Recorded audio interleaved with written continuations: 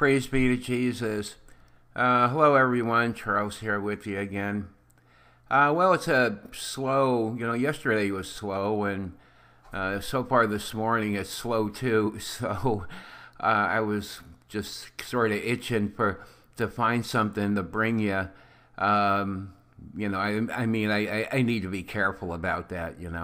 But I thought this here is interesting, although we don't know much about it.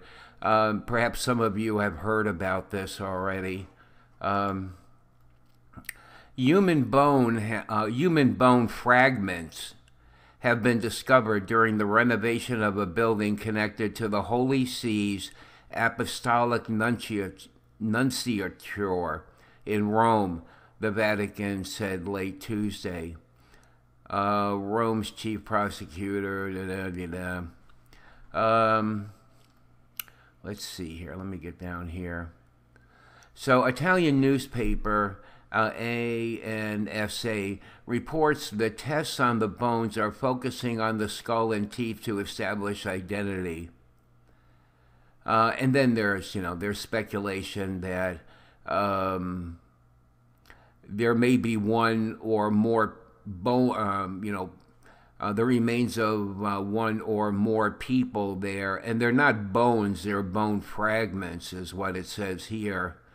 And so there, all of a sudden, there's all this speculation here about they may belong to this missing child or whatever. You know what for one thing here, this is not in Vatican City. This is in Rome. In a building in a property that the Catholic Church owns, that the Vatican owns. But it talks about the remains were found in the basement of a building.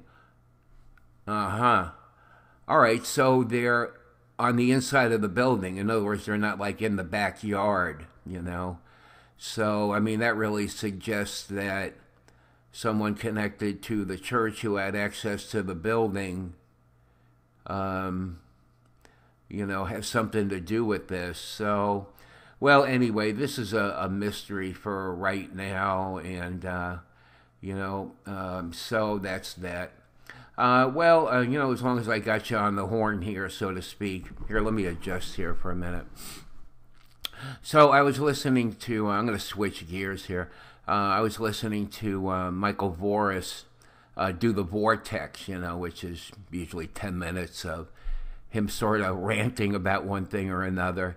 It was suggested to me by a man by the name of Patrick that I try to keep my emotions in check when I'm reading the news, and in this way, someone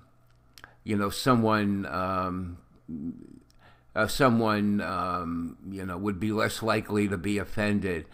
I need to keep in mind that there are people that have listened to this channel, maybe just on one occasion, if they, and they've left, uncharitable remarks, shall we call them,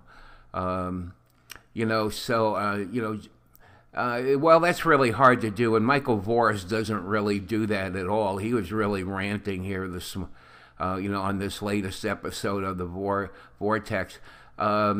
He's talking about the meeting of the U.S. bishops in Baltimore in a couple of weeks, and he got wind of they've hired some extra security. Now, I assume he's. I'm not going to go back and listen to it again to get to make sure about this, but I think he's talking about the personal security for them, and not what's going on with the thousands of people who are going to show up on public ground. That sort of security would be for the Baltimore police, or however they handle that. So he paints all these thousands of faithful Catholics showing up with their rosary in their hand, praying for them, in one way or another. I guess praying the rosary together. Of course, he doesn't say anything about, I'm sure there's going to be different talks, and when you get into crowds of people, you can get them really, really excited about about what's gone on, that's come to light, as far as the lies, the cover-ups, all this kind of stuff. Anyway, he's just ranting on about this. But I haven't seen anything about this. In other words, I don't think the bishops have, whoever their spokesperson is or a press office, hasn't made a statement about why they have a need to beef up security. I'm assuming, that this is their own personal security, maybe security at the meeting, that the doors aren't stormed or something, or when they're moving about town. There's liable to be some angry people there, and the enemy's gonna be there, trying to get people all riled up, there's that going on here, and that doesn't bother me as much as what really bothered me was at the end of the synod. Now at the end of the synod, the Pope was supposed to celebrate some new form of Mass. I put up a video about this, and I didn't see anything about this at all. Not one thing in all the different sites. So if anybody has read anything about him celebrating this new form of Mass, I'd appreciate it if you leave some information in the in the comments section, so I can go and see what that's about. Maybe they backpedaled or something about this. I really don't know. But what really bothered me at the end of the synod was there was a statement from the bishops that basically what it amounted to is, you need to trust us. And, I thought how arrogant for them to say that, as if trust could be built. When trust is injured, severely injured in a very fundamental way, words cannot repair it. It takes a long time to repair trust that's been injured in a very fundamental way. And that has to be done through actions. And the way they could do it, they don't seem to be interested in that. In other words, coming forward and speaking, even if it means that they'll have to step down or be prosecuted. For someone who, all these guys are priests, for someone who's supposed to believe in judgment and that their life is really nothing but a wisp of smoke, they're sure putting a lot of emphasis on the length of their human life, by protecting themselves. It's very human to do that, and, you can understand that to a point. But after all these months of them being able to reflect on this and reflect on their eternal salvation, but yet they still won't break the code of silence between themselves. And, I don't know, I can go on and talk about this, but this to me is a real tragedy.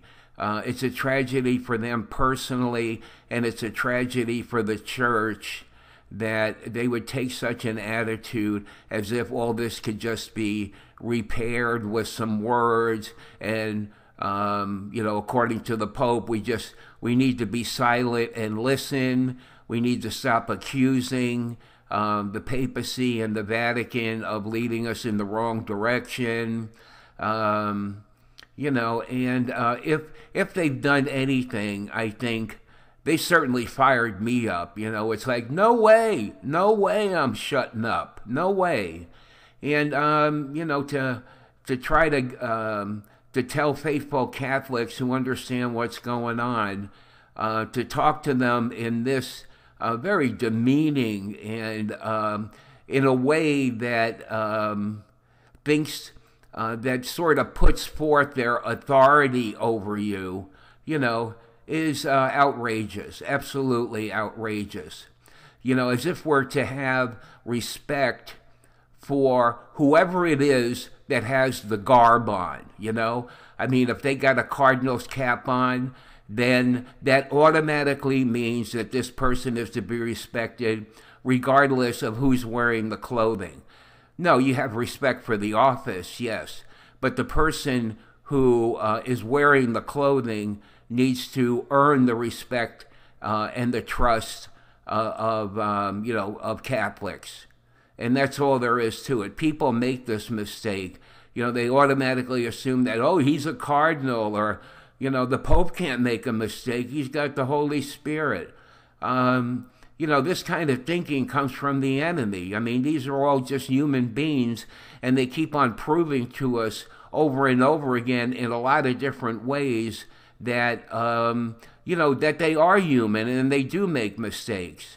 But what they're not doing is coming forward and in a public way being very specific about the mistakes that they've made and take the punishment, I mean, step up and take the punishment, man up, as they say. But these guys won't do that, but yet they'll say, oh, trust us, It's like, oh, man, all right, I got to calm down here. All right. So, I think that's it. I rambled on here. Let me check the time here. Not that that really matters. Oh, I'm up to 12 minutes already. Yeah, I don't want to make these too long, it's not, I mean, it just gets into me rambling, Any story shouldn't take any longer than this. Okay, well, we'll talk to you later in the day. Bye.